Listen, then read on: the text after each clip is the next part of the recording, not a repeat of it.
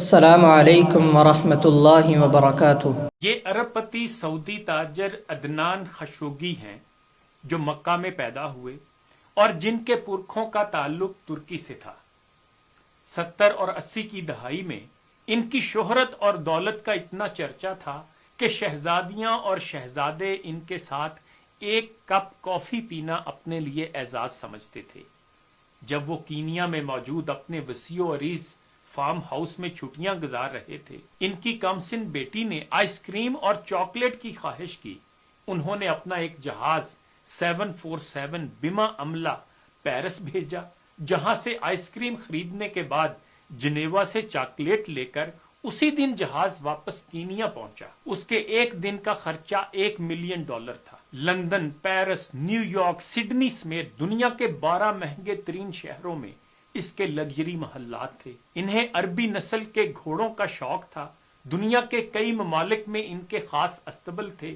اس کی دی ہوئی طلاق آج تک دنیا کی مہنگی ترین طلاق سمجھی جاتی ہے، جب اس نے $875 ملین اپنی امریکی بیوی کے منہ پر مارے اور اسے طلاق دے دی۔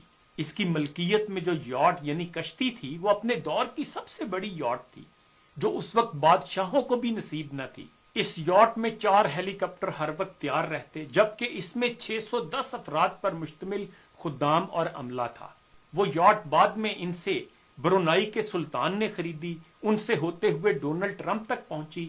ٹرمپ نے یہ یاٹ $29 ملین میں خریدی۔ ان کی اس یاٹ پر جیمز بانڈ سیریز کی فلموں سمیت کئی مشہور ہالی ووڈ فلمیں شوٹ کی گئیں۔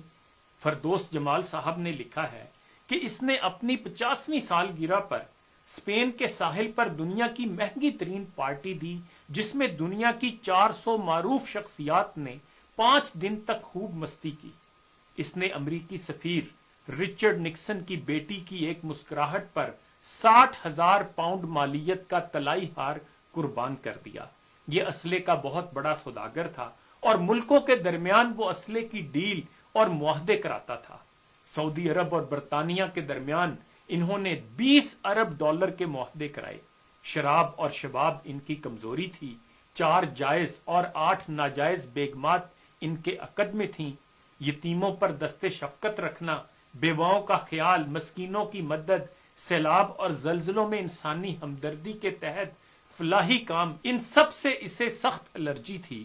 ان کا یہ جملہ مشہور تھا کہ آدم علیہ السلام نے اپنی اولاد کی کفالت کی ذمہ داری مجھے نہیں سونپ دی ہے۔ 80 کی دہائی میں وہ $40 ارب کے اثاثوں کا مالک تھا۔ فردوس جمال لکھتے ہیں کہ پھر آہستہ آہستہ اللہ تعالیٰ نے اس کی رسی کھینچ لی۔ اب تنزل اور انحطاط کی طرف اس کا سفر شروع ہوا۔ اربوں ڈالر کی مالیت کے ان کے ہیرے سمندر میں ڈوب گئے۔ کاروبار میں خسارے پہ خسارہ شروع ہوا، قرضے پہ قرضہ چڑھا، سب اثاثے فروخت کر ڈالے۔ ان کے دوست احباب، ان کے چاہنے والوں نے ان سے نظریں پھیر لیں۔ یہ ایک لمبی مدت گمنامی کے پاتال میں چلا گیا۔ کسی کو خبر نہ تھی کہ کہاں ہے۔ پھر ایک دن یہ لندن میں کسی سعودی تاجر کو ملا۔ ان کی حالت غیر ہو چکی تھی۔ اس تاجر سے کہا، وطن واپس جانا چاہتا ہوں لیکن کرایہ نہیں۔ اس سعودی تاجر نے اکانومی کلاس کا ٹکٹ خرید کر اسے دیا اور یہ جملہ کہا، اے عدنان، اللہ تعالیٰ نے فقیروں اور غریبوں پر مال خرچ کرنے اور صدقہ کرنے کا حکم دیا ہے، یہ ٹکٹ بھی صدقہ ہے۔ اپنے دور کا یہ کھرب پتی شخص صدقے کی ٹکٹ پر عام مسافروں کے ساتھ جہاز میں بیٹھ کر جدہ پہنچ گیا۔ اس کا والد شاہی طبیب تھا۔ یہ شخص ترکی میں قتل ہونے والے صحافی جمال خشوگی کا چچا تھا۔ 2017 میں اس کا انتقال ہوا۔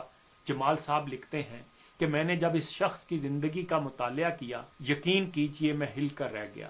اللہ تعالیٰ کے انصاف پر میرا ایمان مزید پختہ ہو گیا۔ یاد رکھیں، آپ جتنے بھی طاقتور ہیں، آپ جتنے بھی ثروت مند ہیں، اللہ تعالیٰ کے آگے بہت کمزور ہیں۔ اپنی دولت اور طاقت کو کبھی بغاوت کے لیے استعمال نہ کرنا۔ اللہ تعالیٰ کی پکڑ بڑی سخت ہے۔ رسول اللہ صلی اللہ علیہ وآلہ وسلم زوال نعمت سے ہمیشہ اللہ تعالیٰ کی پناہ مانگتے تھے۔ اللہم انی اعوذ بک من زوال نعمتک۔ خدا ہمیں تکبر اور گمراہی سے بچائے۔ انہی گزارشات کے ساتھ اجازت چاہوں گا۔ اپنا خیال رکھیے گا۔ اللہ حافظ۔ اعوذ باللہ من الشیطان الرجیم۔